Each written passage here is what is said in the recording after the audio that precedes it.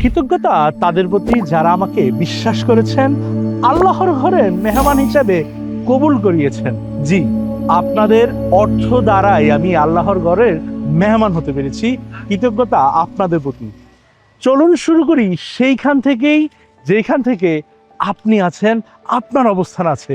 জি হ্যাঁ, একদম পুরোই চুল শূন্য।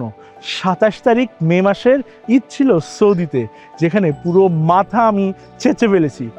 আজ মাত্র 14 দিনের মাথায় আমার চুলের গ্রোথ আপনি চারপাশে হাজিদের মতো হবে না। কারণ আমি কি ইউজ করছি, কিভাবে আমার চুলের রুটিন হবে, আগামী 90 দিনের ফুল চ্যালেঞ্জে আপনাকে রাখবো আমি আমার সাথে। আপনি দেখতে পাবেন কিভাবে আমি আমার সেই হারানো চুলের জৌলুস ফিরে পাচ্ছি মাত্র 90 দিনে।